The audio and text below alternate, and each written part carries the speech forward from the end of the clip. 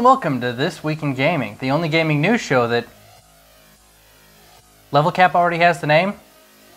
Fuck. Sorry, Level Cap. Honest mistake. I swear I'll fix it. Later.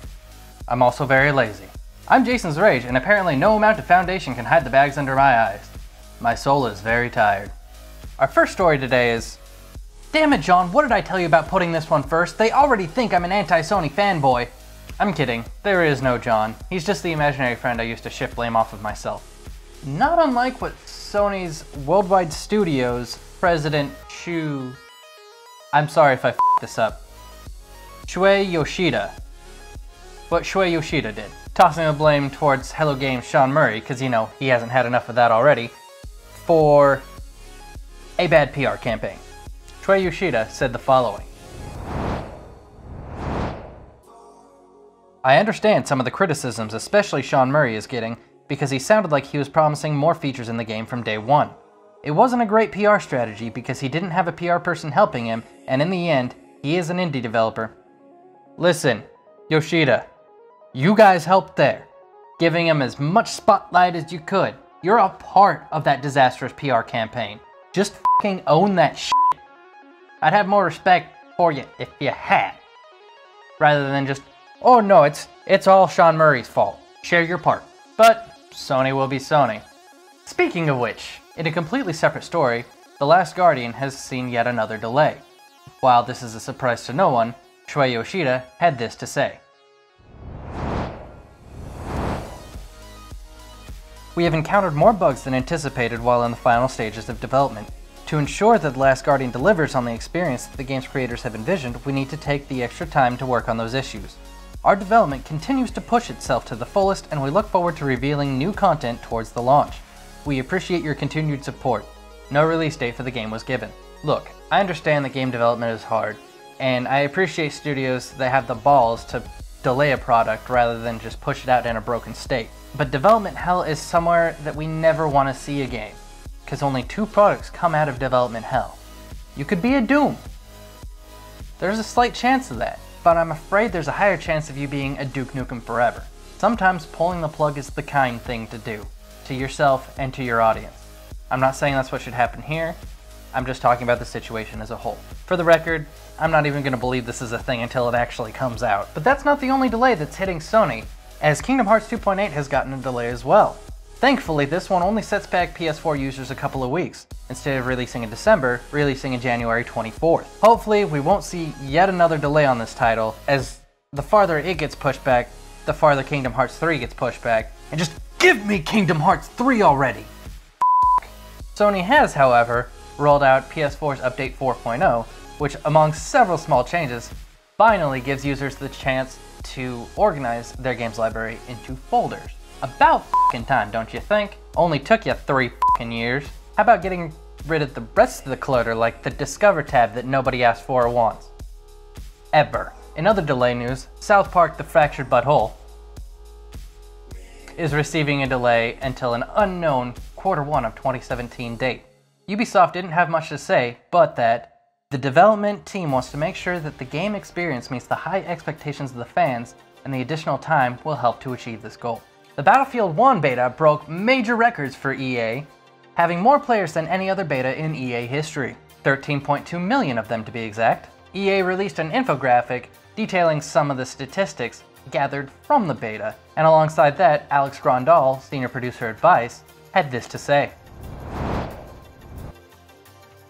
I want to personally thank you all for the great feedback you've given us. We're trawling through forum posts, social media mentions, and digging into some great data. We're identifying what worked well and what didn't work well. We truly value your input. In the near future, we'll have more details on the changes we'll be making to the full version of the game. Yes, the light tank performed a little too well. That will be addressed. So the light tank, a slight nuisance, will be addressed, but you've got nothing to say about the horses? Somehow, they were worse than tanks. Hell, you even got a note in your infographic that 62.2 million players died from somebody on a horse. That's over 30 million more than how many melee kills there were, and almost 40 million more than were run over by a vehicle. There's a bit of a balance issue there. Hopefully something changes there as well. But you know who's worse than EA, Ubisoft, and Sony all put together? Konami. Fans of the Pro Evolution Soccer franchise, who got the latest game, PES 2017, on the PC were angry to find out that, as is par for the course, the PC got the most inferior version of the game, rather than giving the most powerful system the best treatment. Guys, it's Konami. What were you expecting? Stop giving them money. They've already shown that they don't give 2/3 of a squirt of shit about games or gamers. Stop supporting them. Speaking of Konami and the 2/3 of a squirt, the company shot out a gameplay demo of Metal Gear Survive at Tokyo Game Show last week. Let me tell you, whew, does it look bad. Even if you don't consider the metaphorical pissing on Hideo Kojima's legacy, that is this waste of hard drive space. Spare yourself the trouble, let them fade out of relevancy. It's not like they haven't been trying to do that to themselves already for a while now. Speaking of creators who don't give a f**k about making a proper game, Dean Hall of DayZ fame announced that he was working on yet another title. He said this about the project. What I will say is, it's multiplayer. That's where we want to be planting our flag in the ground, carving out new territory in terms of new multiplayer genres, or repurposing different parts of other genres. Dean, finish a f**king game first, and then finish the one you announced last year at E3, and then go f**k yourself. From what we've seen from you so far, the only trend that you pioneered is this trend of perpetual early access survival crafting game. That's not a good legacy to start with. Just end it. You're starting to be in the same boat as Peter, oh, the last Fable sucked, but the next one's gonna be amazing, just you wait, Molyneux. Except that he's actually finished a game before, and like I said last week, and no, early access doesn't count. That's a glorified paid-for beta. In other news, after a small delay, the BioShock 1 and 2 remasters were released on PC, and PC users, after just moments of release, found out why. Here's a hint, the port is garbage. What a shocker. Can we stop with the lazy PC ports already?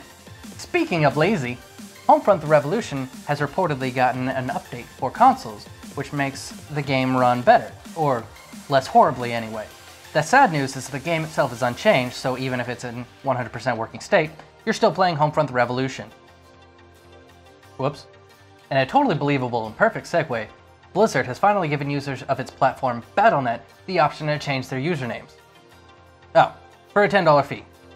In a world where Steam exists, and you can theoretically change your username as fast as you can type it and hit enter, and can do that perpetually over and over again, seemingly until the end of time, this is laughable. Sorry, 69 Dong Toucher 420. Unless you get that $10 for Mummy, you're stuck with that name. In a world of consoles, I get it. I mean, shit, I've been begging Sony to do the same, allowing me to change my goddamn PSN ID, but this is PC we're talking about. Blizzard, your Activision is showing. You might want to zip that up. Steam has recently implemented a change as well, but this change goes to its Steam user review section. Now, the overall score is only affected by games that are purchased through Steam itself and not keys given by the developer or from third-party associates. Valve has also apparently made some changes to its Valve anti-cheat, also known as VAC, as a whopping 11,000 VAC bans were handed out in the games Dota 2 and Counter-Strike Global Offensive. To all those affected by the bans, I say farewell and a hearty f**k you. Have fun getting yet another copy of CSGO to Prime matchmaking level. While not much news has come out of the two YouTubers behind CSGO Lotto, there is another story in which two YouTubers are now being prosecuted in the UK. These two YouTubers are being prosecuted by the UK Gambling Commission for promoting an online gambling site based around FIFA's in-game microtransaction currency to underage viewers. This shows that the world and its governments are starting to look more closely at gaming-related gambling, and from what we've seen so far, the fallout will be swift, and I can't wait for bigger stories than this. It's unethical, and it needs to be in a controlled environment. I enjoy gambling in its proper environments. It needs to be controlled, it needs to be properly overwatched. But I'm 25, I can say that. But even my dumbass knows that if you're underage, I'm not going to tell you to go fucking gamble because that's stupid. In our next story, Saitek, the specialty controller company who was bought by Mad Catz in 2007, has been acquired by Logitech. I can only see this as a good thing, as the quality of Saitek products around the time and after it was acquired by Mad Catz significantly dropped. And one can only anticipate what the company will do onto Logitech, as they actually know how to make good products. And this past week, the indie darling of last year, Undertale, turned a year old. To celebrate the occasion, the creator Toby made a blog post talking about its success and how it impacted him, as well as releasing a number of unused tracks for the game. This post was a very humble look back into the process and what happened moving forward. Another critical hit last year was CD Projekt Red's Witcher 3. The Polish-based studio is still being showered in the praise after 2 large expansions, not only by gamers, but now officially by the Polish government. The Witcher 3 is getting official postage stamps to commemorate the worldwide success that the game studio has had. Now, I saved the best story for last. You didn't think I wouldn't be commenting on this, right? Digital Homicide. Okay, so if you're not privy to the storm that is this studio, I'll give you a little bit catch up, and I'm gonna have the little thing right there to Jim's video, and then later another video that he details at least part of the journey of. So the story started as this. YouTuber Jim Sterling featured a little game on his channel in which he gave first impressions and hated the game. I mean, rightfully so, as it was a terrible broken asset flip, with stolen images not only in-game, but being used as its cover image. Rather than taking the valid criticisms brought up in stride, the studio decided to re-upload the same video, audio intact, and just overlaid some text on it, calling Jim Sterling a f***ing idiot, and also giving him the awesome title of Jim f***ing Sterling Son. Thus the feud began. The same studio, using the term loosely, filed a DMCA takedown on Jim Sterling's video a full week after the video came out and the damage had already been done. 2 weeks later, the video was returned, but the studio wasn't done, now blaming the game's lack of success on Jim Sterling himself. And they threatened legal action against him, but didn't move forward with those threats. In the wake of the DMCA, Digital Homicide had this to say in a blog post, which was later deleted. In the sole instance of Jim Sterling's Squirty Play video, we find the usage of the terms worst game of 2014 contender and absolute failure to describe the entirety of our product while not actually evaluating it in its entirety, unfair and unreasonable use of our copyright material. While the reader may disagree with our claim, we believe the unbiased perspective of a court will agree there has been a violation of our copyright, and for this reason we will be pursuing an attorney and proceeding with our complaint. Fast forwarding a bit through the muck, we find that the studio has gone under several different names, polluting Steam and Steam Greenlight with a complete garbage asset flips. At one point they had 9 different games on Greenlight. 9! This was in 2014, so why are we talking about it now? Digital Homicide is suing Jim Sterling for about $15 million. And that's not even the funniest part. They sent a subpoena to Valve for the personal information of 100 Steam users in a defamation suit for roughly $18 million. Wait, I've saved the best bit for last. They're representing themselves.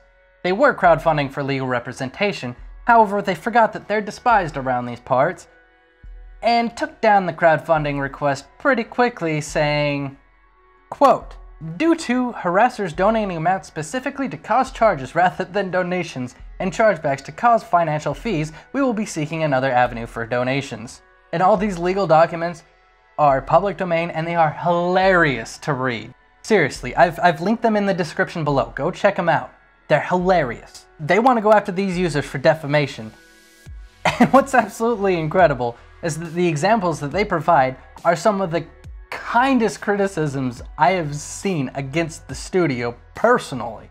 One even says that if you legitimately like what you see from them in Steam Greenlight, vote yes, don't let the public bully you into voting no. More on the story as it develops, but that's all we have time for now. If you'd like more news and less of my shitty opinions, another AJSA commander, Legolas Katarn, also does a weekly roundup of news, which is a lot less opinionated, and posts them on the AJSA site, which I have linked down below in the description. He posts them every Tuesday.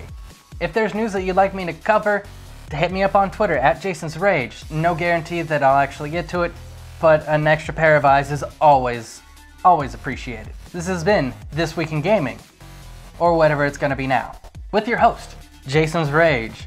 And until next time, you all stay sexy out there. Steam has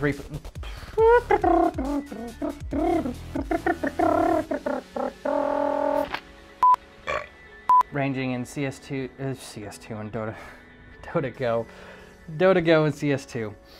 While not